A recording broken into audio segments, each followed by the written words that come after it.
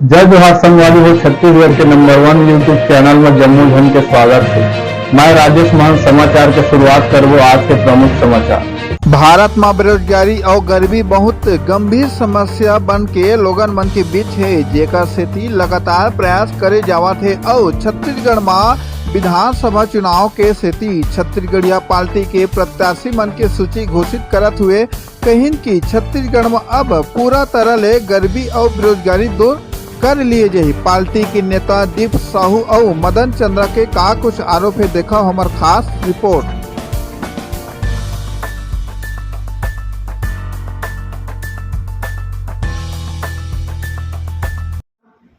छत्तीसगढ़ राज्य बने 23 साल हो गया और इस 23 साल में हमारा छत्तीसगढ़ का कोई विकास नहीं हुआ।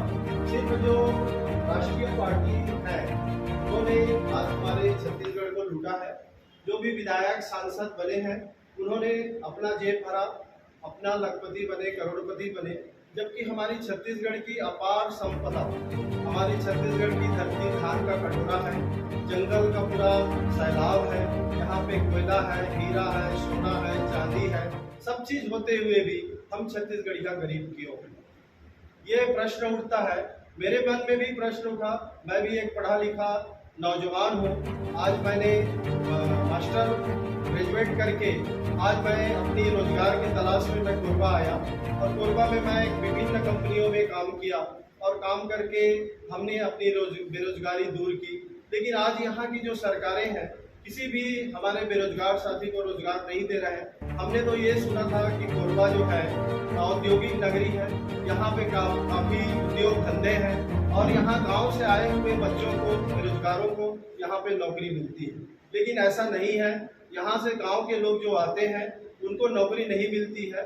उनको जो है यहाँ पे मजदूरी कराया जाता है और मजदूरी करा के भी उसका तनख्वाह नहीं दिया जाता है। उनका शोषण किया जाता है।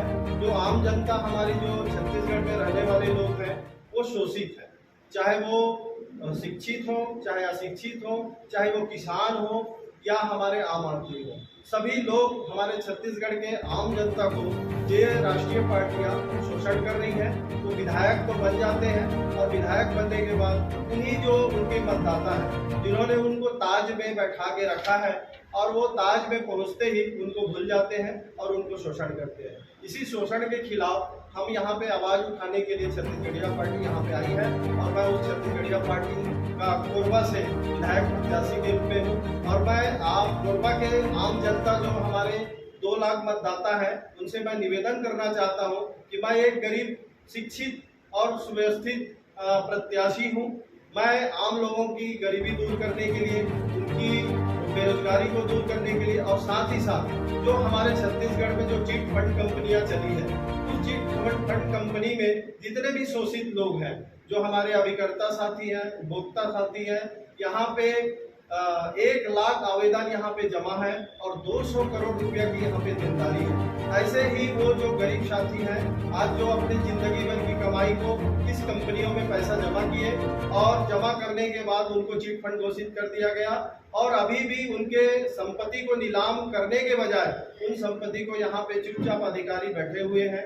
हमारे जो विधायक सांसद हैं वो भी बैठे हुए हैं।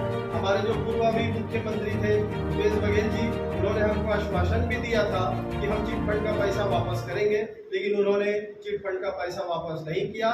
उन्होंने गंगा जल का कसम खाया था कि सारे चिट फंड के लोग मुझे वोट दो और मैं आपका पैसा वापस कर दूँ। तो इस बात को भी लेकर हम जो है हम जनता के पास जा रहे हैं कि हमको ये जो कांग्रेस सरकार है उन्होंने छला है और भाजपा सरकार ने हमको ठगा है। तो आप सभी से निवेदन करते हैं कि आप छत्तीसगढ़िया पार्टी में जो छत्तीसगढ़िया उम्मीदवार हैं उनको आप वोट कीजिए और एक नई सरकार बनाइए, साफ सुथरी सरकार बनाइए।